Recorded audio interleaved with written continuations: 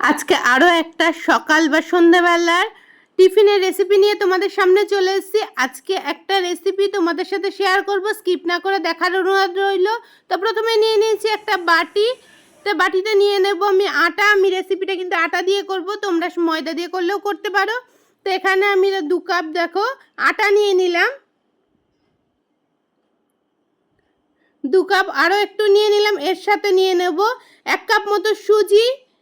আরও একটু দিয়ে দিলাম, 1 কাপ পুরো ভর্তি ছিল না বলে একটু দিয়ে দিলাম। তা এবার এক এক করে দেবো মশলা। এর মধ্যে দিয়ে দিচ্ছি গোটা জিরে। গোটা জিরেটা দিলে কিন্তু ভালো লাগে, টিফিনটা খেতে মুখে লাগবে, সেটা কিন্তু বেশ ভালো লাগবে। দিয়ে দিলাম হলুদ, অপশনাল, হলুদটা তোমরা দিতেও পারো নাও পারো, হলুদ ছাড়াও কিন্তু রেসিপিটা করতে পারো। দিয়ে দিচ্ছি লঙ্কার গুঁড়ো, লবণ। সমস্ত শুকনো উপকরণগুলো ভালো করে আমি মিশিয়ে নিচ্ছি। মাখা বেলা ঝামেলা ছাড়া চটপট কিন্তু এই রেসিপিটা হয়ে যাবে। একবারে আমি জল দেব না, অনেকটা অল্প অল্প করে জল দিয়ে আমি ব্যাটারটা তৈরি করে নেব। আর যেহেতু আমার এক হাতে ক্যামেরাটা দাও একটু বাটিটা সরে সরে যাচ্ছে, আরও একটু জলের মধ্যে অ্যাড করে দিলাম। কিভাবে আমি বানাচ্ছি রেসিপিটা স্টেপ বাই স্টেপ ফলো করতে থাকো, আশা করব ভালো লাগবে। আরও বেশ কিছুটা জল দিয়ে দিয়েছি, দিয়ে ভালো করে দেখো মিশিয়ে নিচ্ছি। আমার মেশানো হয়ে গেছে, এখনও কিন্তু অনেকটাই গাঢ় রয়েছে দেখতে পাচ্ছ। যেহেতু সুজিটা আছে আরও একটু কিন্তু বসে যাবে। তো এখন রেস্টে থাক, আমি এই সময়ে করে নেব বাদামের চাটনি। তার জন্য নিয়ে নিয়েছি বাদাম আর কাঁচা লঙ্কা, এটা একটা পেস্ট করে নিয়েছি। দিয়ে দিলাম কিছু কারি পাতা, তোমরা এখানে ধনে পাতাও দিতে পারো।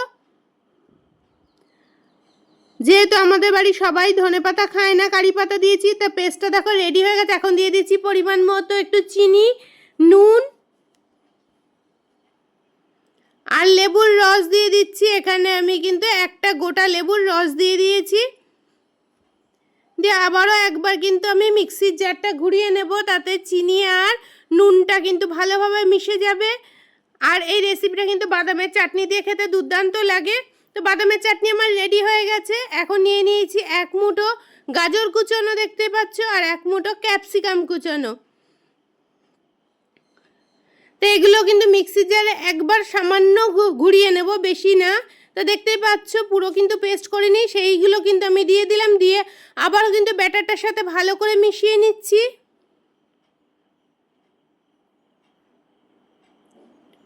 সমস্ত সবজি দিয়ে কিন্তু একটা ভরপুর টিফিন হয়ে যায়, দুটো খেলেই কিন্তু অনায়াসে পেট ভরে যাবে। এবং বাচ্চাদের টিফিনে বা বড়দের টিফিনেও কিন্তু এই রেসিপিটা দিতেই পারেন। আর কিছুটা ক্যাপসিকাম কুচি, গাজর কুচি আর লাল লঙ্কা কুচি রেখে দিয়েছি, এটাও কিন্তু ওপর থেকে মিশিয়ে দিলাম। দিলাম একটু হিং,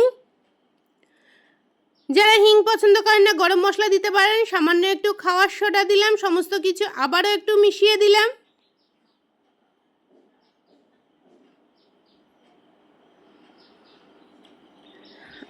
আর একটা জিনিস দিলেই কিন্তু হয়ে যাবে, ঘরে থাকা যে কোনো সবজি দিয়ে এই রেসিপিটা বানাতে পারেন। আমি দিয়ে দিয়েছি বেশ কিছুটা টমেটো কুচি।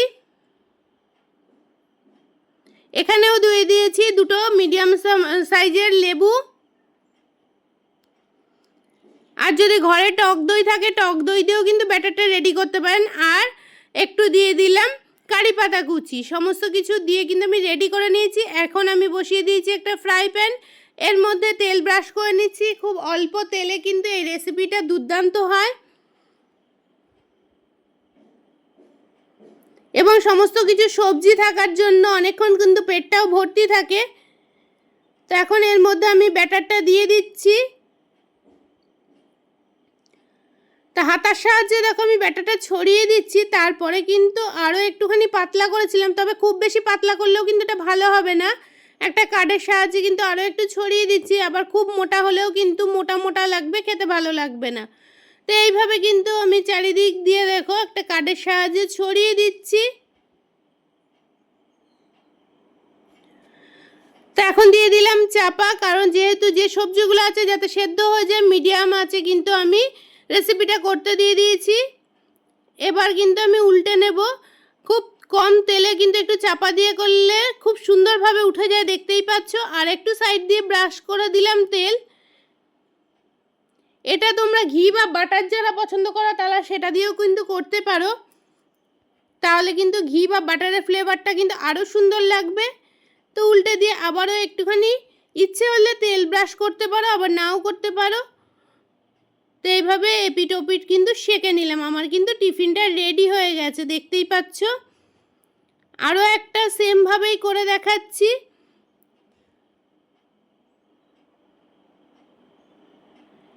এরকম টিফিন যদি বাচ্চাদের টিফিন বক্সে দেওয়া যায়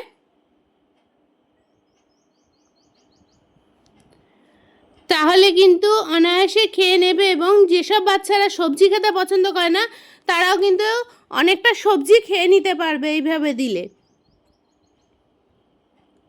তো যারা এতক্ষণ পর্যন্ত আমার ভিডিওটা দেখা শুরু করছে, লাইক দিতে ভুলে গেছো, একটা লাইক দিয়ে দিও।